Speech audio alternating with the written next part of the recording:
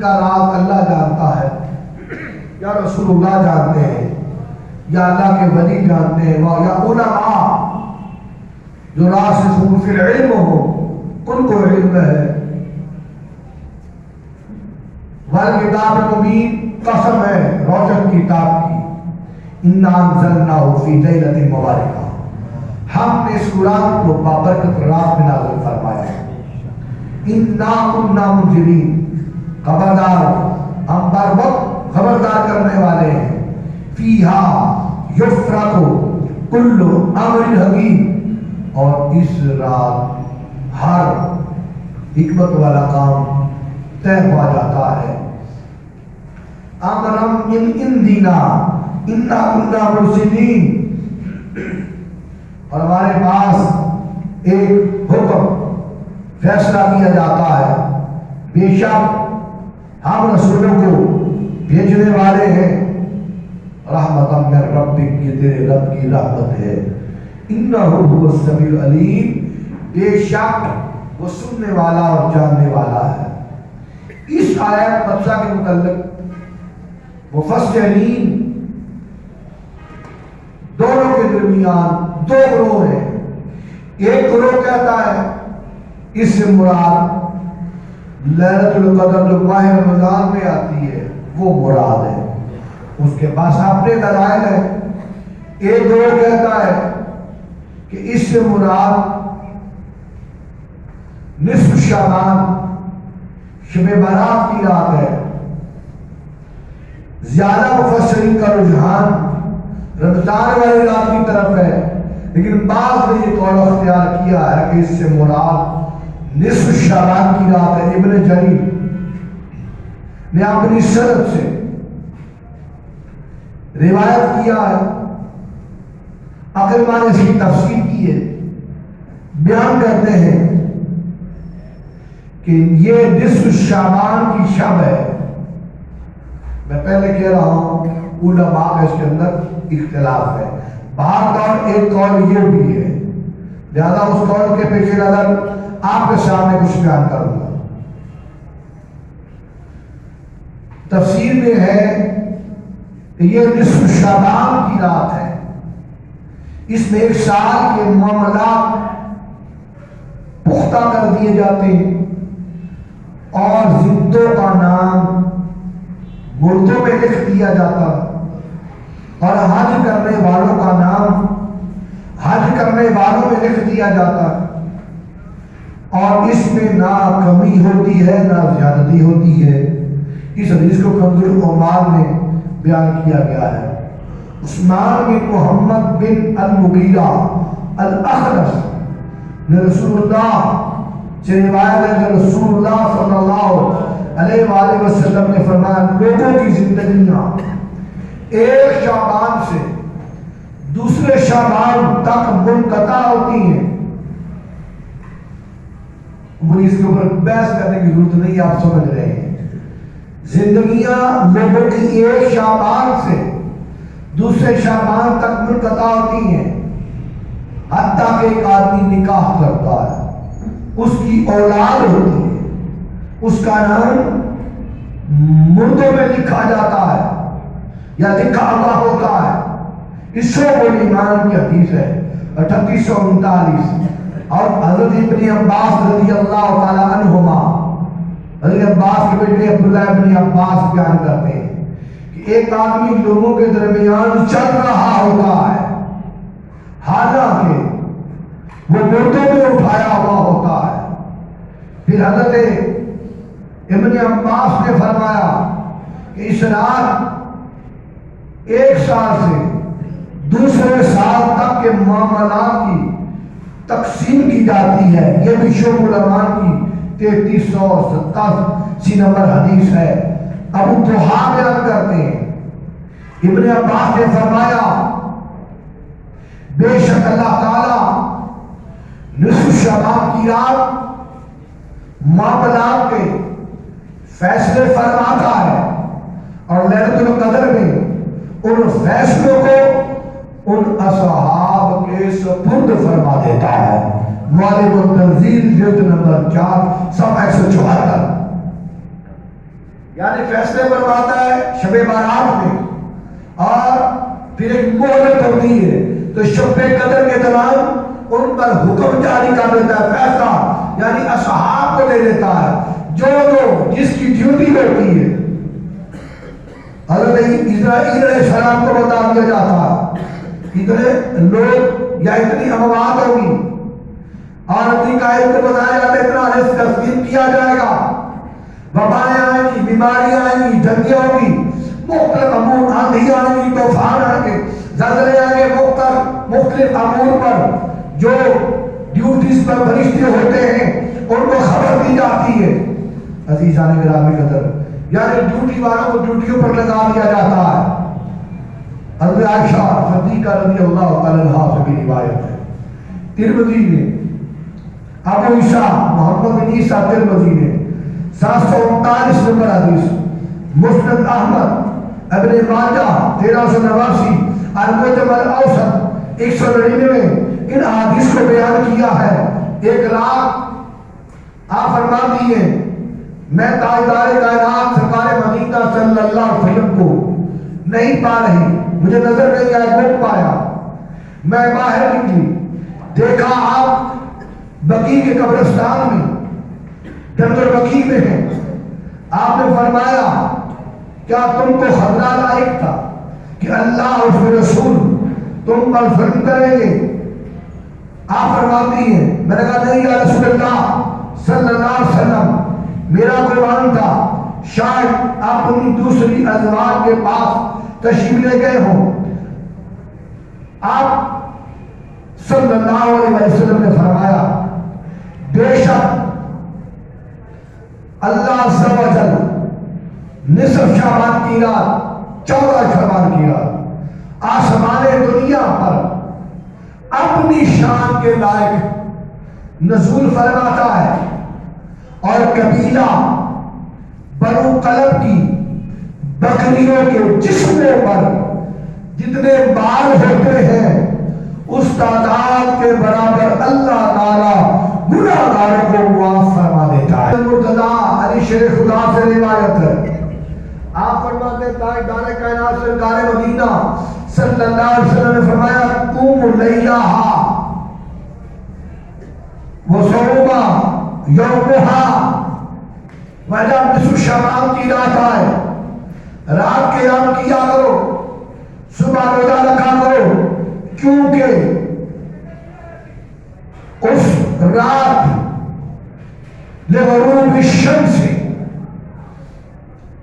ان اللہ تبارک و تعالی ينزل السماء دنیا، اس رات اللہ تعالی آسمان دنیا پر غروب شمس کے ساتھ ہی اپنی شان کے لائق غروب آفتاب کے ساتھ ہی آسمان دنیا پر نزول فرماتا ہے۔ اس کا نزول فرمانا بندے جیسا نہیں ہے، قریب ہونا بندے جیسا نہیں ہے، وہ بندے اور مخلوق کی مماثلت سے پاک ہے، اپنی شان کے لائق اس کی رحمت قریب ہوتی ہے۔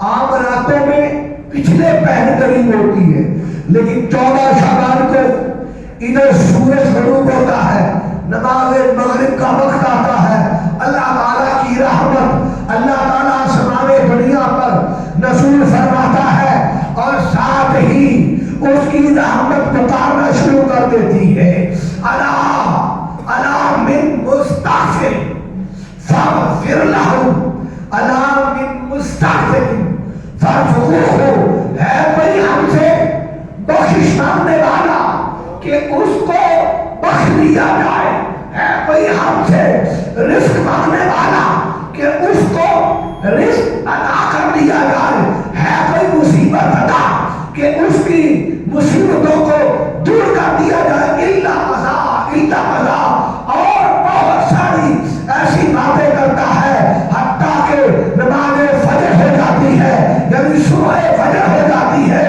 اس وقت تک نماز مغرب سے لے کر سورج کے غروب ہونے تک، اگلی صبح کے فجر کے طلوع ہونے تک اللہ تعالیٰ اپنے بندوں کو اپنے دروازے پر بلاتا ہے۔ کیا چاہیے؟ ہے کوئی ہم سے طلب کرنے والا. خطا کارو دوڑو,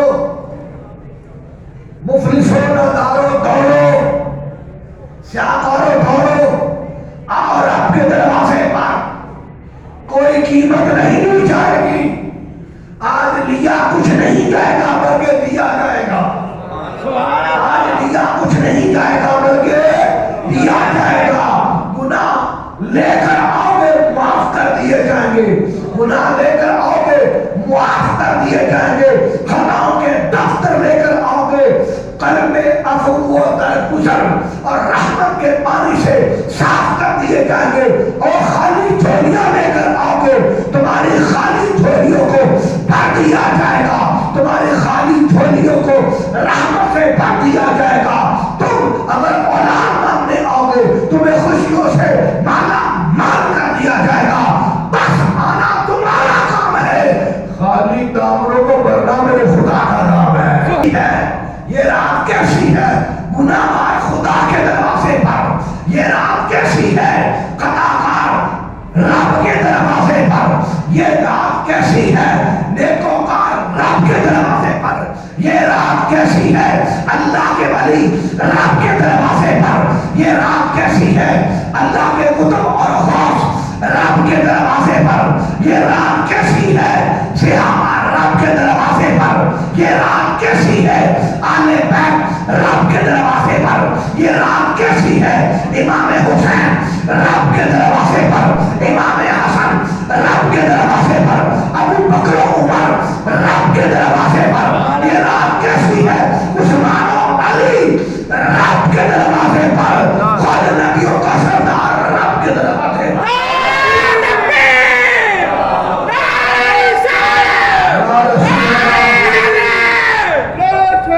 یہ رات کیسی ہے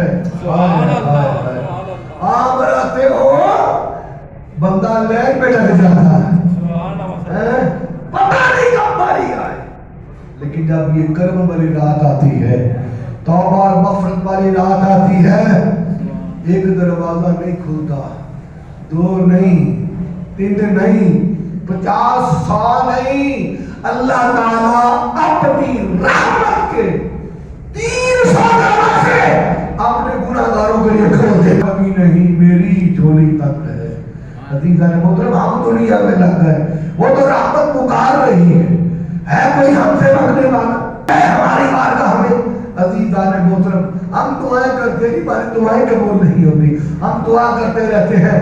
ایک عارف نے کہا جس کو اللہ کی معرفت تھی, واقعہ کر کے موضوع ختم کر رہا ہوں, بتا دیا میں نے آپ گرامی قدر. اس عارف نے کہا میرا رب میری دعا قبول کرے پھر بھی اس کا شکریہ ادا کرتا ہوں, نہ کرے پھر بھی اس کا شکریہ ادا کرتا ہوں. کسی نے کہا اگر قبول کرے تو شکریہ بنتا ہے, یہ نہ کرے کہا یہ کم ہے. کہا یہ کم ہے کہ اپنے دروازے سے جدا نہیں ہونے دیتا ہے, کہ کسی اور کا نہیں ہونے دیتا, غیر کا قضا نہیں ہونے دیتا, اور اپنے دروازے پر بٹھائے رکھتا ہے. اسی دروازے کے کوئی دروازہ ہو صحیح, ہاں کوئی چوکھٹ ہو صحیح, لاجپالوں کی چوکھٹ ہو, بندہ دروازے پر بیٹھ جائے. میں تو انسان کی بات کیا ہے, ولیوں کے دروازے پر کتا بیٹھ جائے اور اس کو جنت دکھا دیتا ہے. اس کے دروازے پر آ جائے, وہ خالی نہیں لوٹاتا, وہ سخیوں کا سخی ہے, وہ کریم کا کریم ہے. آپ نے رب سے بھی لو لگاؤ, اپنے مولا کو بھی منایا کرو, کبھی رب کے بارے میں بھی سوچا کرو. جس نے آنکھیں دی ہیں, جس نے سانسیں دی ہیں, جس نے ہاتھ دیے ہیں, جس نے اتنی نعمتیں دی ہیں, اب 4 چھلڑ نہ ملے نا, 4 روپے نہ ملے, کہتے ہیں ہمیں تو یہ کچھ نہیں ہے, یہ کروڑوں کی ٹانگیں, یہ اربوں کے ہاتھ, یہ پورا جسم رب نے دیا ہے, اس کا شکریہ ادا بندہ کرتا رہے تو اس کا شکریہ ادا نہیں ہو سکتا. ایک اللہ کا ایک بندہ تھا, بوڑھا آدمی تھا, ایک جوان آدمی تھا, دونوں حج کو نکلے. جب احرام باندھا اور لبیک اللہم لبیک کی صدائیں لگائی, بزرگ نے بھی, بابا جی نے بھی صدا لگائی, نوجوان کے ساتھ تھا. بابا جی کہتے ہیں لبیک, کیا کہتے ہیں؟ اچھی بولو کیا کہہ رہے ہیں؟ لبیک. شاید اللہ میں لبیک کی سمجھ عطا فرمائے. کیا کہہ رہے ہیں؟ لبیک اللہم لبیک.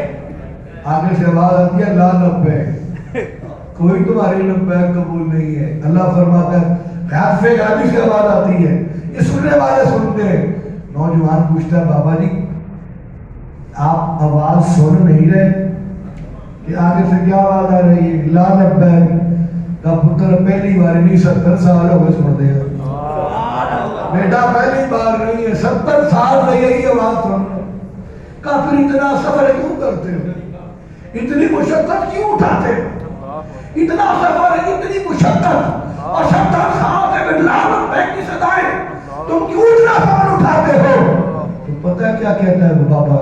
کہتا ہے مجھے قبول کیا جائے. جملے سنو، کہ مجھے قبول کیا جائے یا رد کیا جائے، میں مسیح دروازے پر آؤں گا. کوئی مجھے قبول کرے یا رد کرے، میں نے تو ادھر ہی آنا ہے، میں نے تو اسی دروازے پہ سر جھکانا ہے، اسی دروازے پہ آنسو کو بہانا ہے، اسی دروازے پہ دامنوں کو پھیلانا ہے، اسی دروازے پہ آ کے مانگنا ہے. اور کوئی دروازہ ہے ہی نہیں، میں کدھر جاؤں؟ بس ایک ہی دروازہ ہے. اب قبول کرے یا رد کرے، میں تو اس کے پاس ہی آنا ہے. ہاتھ پہ غازی سے آواز آتی ہے یہ حاضری بھی قبول ہے، پچھلی 70 بھی قبول ہے. رحمت حق بہانہ بھی جوید، بہانہ بھی جوید. رحمت حق تو بہانہ تلاش کرتی ہے، قیمت وصول نہیں کرتی. عزیزان گرامی قدر، میں نے آپ کے سامنے شب برات کی عظمت کو بیان کر دیا. مقصد کیا تھا؟ اس رات آ جائیے، اس رات اپنے مولا کو منائیے، توبہ کریں. لیکن توبہ ایسی ہو منہ سے نہیں ہونی توبہ توبہ توبہ توبہ توبہ. یہ دوسرے فتح نہیں کھا توبہ نہیں کرنی ہے. آپ نے توبہ دیر سے کرنی ہے.